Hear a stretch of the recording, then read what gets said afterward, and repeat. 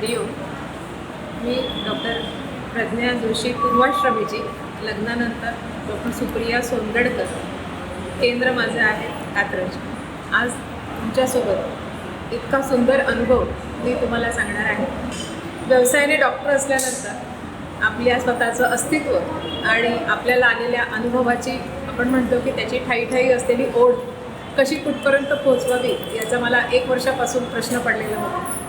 तारीख होती 25 एप्रिल आणि 2021. मी नेहमीप्रमाणे क्लिनिकला आले, पण क्लिनिकला येताना समोर काय माहीत नाही, मला थोडंसं गळाल्यासारखं वाटत होतं आणि थोडी रेस्टलेस होतं. आल्यानंतर मला नेहमीप्रमाणे पेशंट आल्यानंतर मला विचारायला लागले, मॅडम आज तुमची तब्येत बरी नाही का? तर म्हटलं हो, आज जरा थोडंसं मलाही काहीतरी होतं, आज मी पण पेशंट बनले. असं म्हणत म्हणत माझे पेशंट बघणं सुरू केलेलं. पण कळलं नाही, थोड्या वेळाने मला ग्लानी यायला लागली. क्लिनिकमध्येच ग्लानी यायला लागल्यानंतर एक फोन आला. तो फोन नेमका मुंबईतून होता आणि तो माझ्या लाडक्या भाचीचा होता. आणि मी तिच्याशी बोलत असताना असंबद्ध बोलायला लागले. कसे आहात तुम्ही, कशी आहे तुमची तब्येत? आपल्या भाचीशी बोलताना आपण अहो काहो असं कधीच म्हणत नाही. तिला ते स्ट्राईक झाले की काहीतरी गडबड दिसते आज आत्याची. आज ती मला अशी काय बोलते. आणि तिचा प्रॉब्लेम असा होता की तिला लूज मोशन होत होत्या आणि तिला ऑफिसला जायचं होतं. जाता जाता मला काही मेडिसिन विचारून त्या घेऊन तिला ऑफिसला जाण्यासाठी म्हणून तिने घाईघाईत फोन केला. आणि तेही तिच्या लक्षात आलं की आज आत्या नेहमीसारखी काही बोलत नाही आहे, विचारत नाही आहे. मग झालं तरी काय म्हणून तिने तिच्या आईला, म्हणजे माझ्या बहिणीला फोन केला आणि त्या फोनमध्ये म्हणाली की तू आत्याला जाऊन भेटतेस का? आज आत्या थोडी रेस्टलेस वाटली. बापूचं अकारण कारुण्य इथून सुरुवात होते आणि त्याचं प्लॅनिंग किती मायक्रो असतं याचं एक उत्तम उदाहरण. माझी बहिणी सिंहगड रोडला राहते आणि लकीली ती त्यावेळेला सिंहगड रोड सोडून नऱ्ह्यामध्ये माझ्या क्लिनिकच्या जवळपास पोहोचत होती. आणि त्यावेळेला तिला फोन आल्यानंतर ती म्हणली, अगं मी 5 मिनटात आत्तूकडे पोहोचतेच आहे. 5 मिनटात ज्या वेळेला ती माझ्याकडे पोहोचली तेव्हा तिने मला आल्यावरती सांगितलं की तुझा चेहरा लालबुंद झालेला आहे, डोळेसुद्धा सुजलेले आहेत, तू ताबडतोब घरीच आहे. मी म्हटलं अगं नाही, नेहमीसारखं काहीतरी होत असेल थोडंफार, बघूया आपण काय. आज सकाळी नाश्ता वगैरे पण झाला, मला कुठली मेडिसिन सुरू नव्हती. मी म्हटलं नाही, पण तिने अजिबात ऐकलं नाही आणि मला तिने घाईने का होईना माझं क्लिनिक बंद करायला लावलं. माझ्या भावाला बोलवलं आणि गाडीतून घरी नेऊन सिंहगड रोडला माझे जिथे आईवडील आणि भाऊ राहतो त्या ठिकाणी घेऊन गेले. तिथं गेल्यानंतर त्यांच्या लक्षात आलं की मला आता हळूहळू काहीच कळत नाही. थोडक्यात विस्मरणाची ती अवस्था होती, ज्याला आपण फॉरगेटफुलनेस म्हणतो. आणि अशी अवस्था आल्यानंतर ते दोघंही बिचकलेच. मग त्यांनी जवळच असलेल्या मल्टीस्पेशालिटी हॉस्पिटलमध्ये मला नेलं. तिथं गेल्यावर डॉक्टरांनी मला बघितल्यानंतर ते म्हणले की हिचा MRI करावा लागतो. BP बघितलं तर BP प्रचंड वाढलेलं होतं. चेष्टेने डॉक्टर त्यावेळेला काय म्हणाले होते हे मला माझ्या भावाने सांगितलं, अरे ही बाई आलीच कशी इथे. म्हणजे त्यावेळेला माझं BP जवळजवळ 200च्या वरती पोचलेलं होतं आणि मी त्यांना समोर चालत असलेली दिसल्यानंतर डॉक्टरांना मिळालेला तो एक धक्का होता. बापू तिथे पोचलाच होता. आणि याच्यानंतर जे काही घडलं ते अनाकलनीय असं होतं. MRI करून आल्यानंतर जो रिपोर्ट होता त्या रिपोर्टमध्ये असं दिसून आलं की माझ्या मेंदूवरती एक क्लॉट आलेला आहे. एक नव्हे तर दुसरा पण आहे आणि तो फैलणारा, ज्याला आपण म्हणतो की एकापासून दुसरीकडे जाणारा असा आहे. यातलं मला काहीही कळत नव्हतं. फक्त मला माणसं दिसत होती, आजूबाजूला काहीतरी गडबड चालली हे दिसत होती आणि विस्मरणाच्या अवस्थेत मी पोहोचले होते.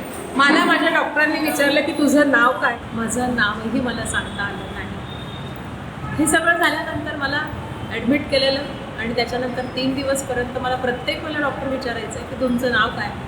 आलेल्या प्रत्येक डॉक्टरांनी ज्या वेळेला मला विचारलं तुझ्या क्लिनिकचं नाव काय? मला माझ्या क्लिनिकचं नावही सांगता आलं नाही, स्वतःचं नाव सांगता आलं नाही. पण एवढ्या वेळामध्ये मात्र बापूची गाडी मात्र मी गात होती आणि हरिओम बापूराया मला वाचव, मला काहीतरी कळू दे अशी अखंड प्रार्थना बापूकडे चालली होती. हा आलेला अनुभव इतका दिव्य होता की 4थ्या ते 5व्या दिवशी मला माझ्या क्लिनिकचं नाव आठवलं. पण मीनवाईल या दरम्यान झालं काय, ज्या वेळेला मला आईबाबांचं फोन यायचे त्यावेळेला मी आईबाबांना नेहमी विचारायचं, अगं मला बापूचं हे पण गाणं आठवतं, माझ्या क्लिनिकचं नाव का नाही आठवत आहे. म्हणजे आपल्याला असलेली ही जी अवस्था होती, या अवस्थेत बापूने माझ्यावरती केलेलं हे गारुड इतकं अप्रतिम होतं की मला त्यावेळेला वाईट वाटलं नाही. मला उलट छान वाटलं की अरे या परिस्थितीत मला बाकी काही आठवत नाही पण बापू आठवतोय. हे केवढं अकारण कारुण्य आहे बापूचं की मला तो या अवस्थेत मला सोडून गेलेला नाही आहे. आपण त्याला म्हणतो की माझ्या मेंदूवरही त्याची सत्ता आहे. मला त्यावेळेला खऱ्या अर्थाने बरं वाटत होतं. आणि 4थ्या ते 5व्या दिवशी जेव्हा डॉक्टर आले आणि म्हणाले की तुझ्या मेंदूवर आलेला जो क्लॉट आहे तो 3 दिवसानंतर जसा हळूहळू कमी होईल तसं तुला बरं वाटेल आणि तुला सगळं आठवेल. आणि मीनभाई आईबाबांनी फोन करून मुंबईला परमपूज्य दादांना विचारलं होतं की काय करायचं. त्यावेळेला जास्तीत जास्त वेळा रामरक्षा म्हणा असं सांगण्यात आलेलं होतं. त्या पद्धतीने आईबाबांनी रामरक्षा जास्तीत जास्त वेळा म्हटली. ती रामरक्षासुद्धा मी हॉस्पिटलमध्ये म्हणण्यापेक्षा बापूंनी ती माझ्याकडनं म्हणवून घेतली. आणि मला 4थ्या ते 5व्या दिवशी आपण ज्याला म्हणतो की जी आपली स्मृती असते ती परत आल्यागत मला माझ्या क्लिनिकचं नाव आठवलं, मला माझं स्वतःचं नाव आठवलं. आणि त्यानंतर मात्र मला डॉक्टरांनी ज्यावेळेला डिस्चार्ज दिला मला सांगितलं की तू आता कुठलाही स्ट्रेस घ्यायचा नाही आहे. अशा या स्ट्रेसमुळे पण तुझं BP वाढलेलं होतं. इतके दिवस तुला शुगर कधीच डिटेक्ट झाली नाही, पण 5 महिन्यापर्यंत आपण सगळी ट्रीटमेंट सुरू ठेवूया. 5 महिन्यानंतर सगळं काही ऑलवेल असणार आहे आणि तू तुझ्या कामाला कधीही लागू शकते, पण तू आधी त्याच्या आराम कर. मी साधारण 1.5 महिन्यापर्यंत आराम केला आणि नंतर पूर्ववतपणे माझं क्लिनिक पण सुरू झालं, माझं कामही सुरू झालं. सगळ्या गोष्टी मला आठवायलाही लागल्या.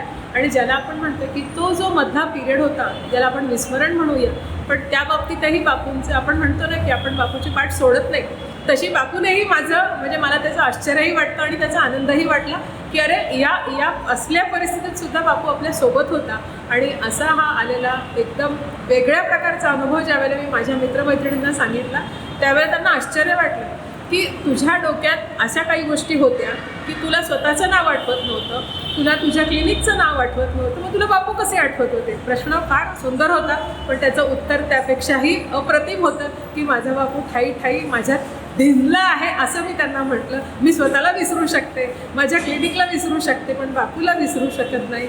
कशी विसरणार बापूला, ज्याने जगायचं कसं ठरवलं आणि जगायचं तिथपर्यंत ठरवलं आणि तो तिथपर्यंत आहे माझ्यासोबत. म्हणून खूप खूप अंबज्ञ बापूराया. हरिओम श्रीराम अंबज्ञ नाथ.